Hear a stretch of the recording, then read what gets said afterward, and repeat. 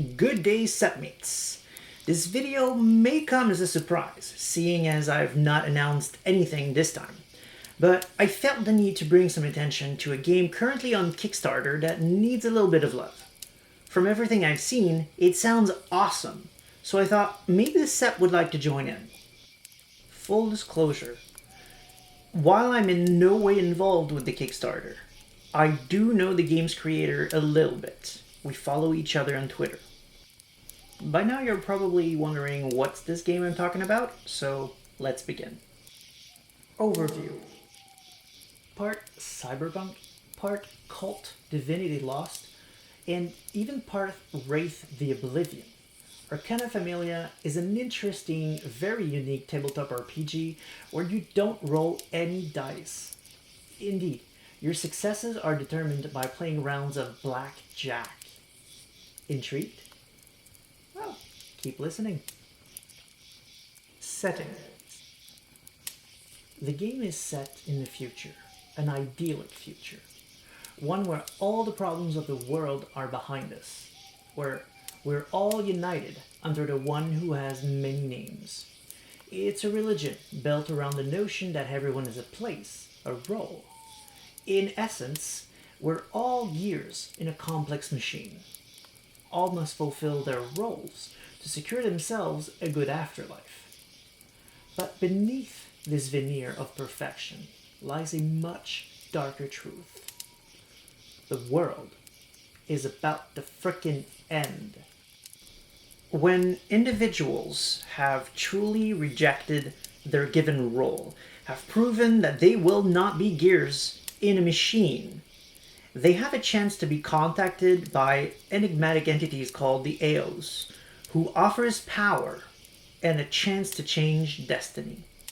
Unbeknownst to most people, our world is but one among many, countless of which have already been destroyed, and Earth is next to be consumed. In Arcana Familia, you have two characters.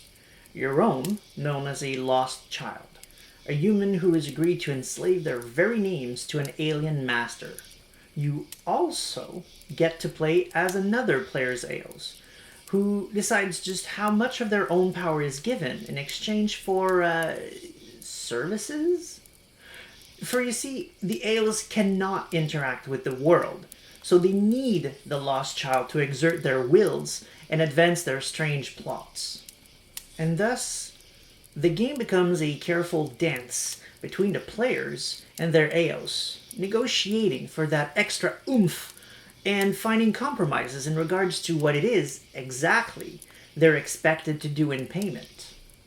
Or, the crap can hit the fan, maybe their needs are irreconcilable.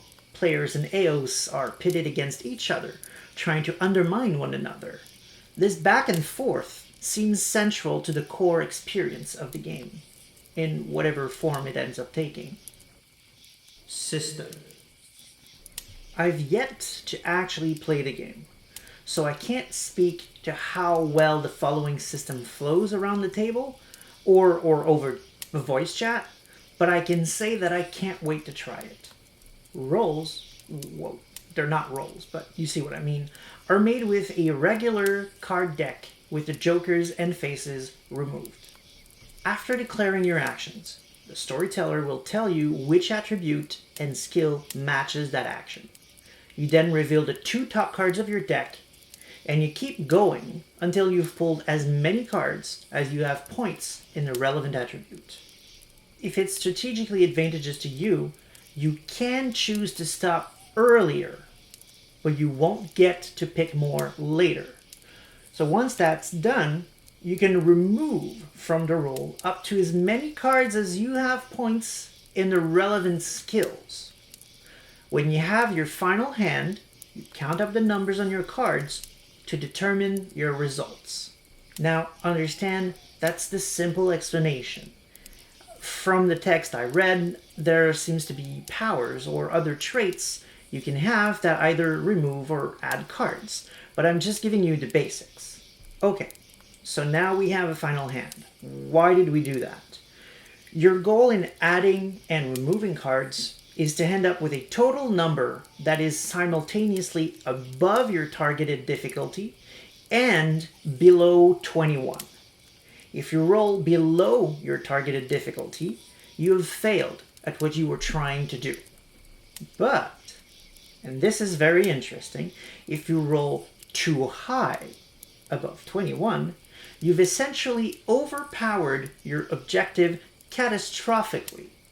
In other words, and this is brilliant, you must balance your overwhelming cosmic powers. Speaking of powers, those range from good old classics like telepathy and clairvoyance to the extremely fun Wall of Scorpions. Yes, that's what I said. You can have a ranged attack that is described as a wave of concentrated scorpion elemental? Look, I don't get it either, but I don't care. I want it. Conclusion. If any of that sounds cool, then consider checking out their Kickstarter, the link for which should be in the description below. Once you're there, if you're still not sure, well, you can watch their video or read the Kickstarter to get a better idea. Just make sure to do that before their campaign ends in early February 2021.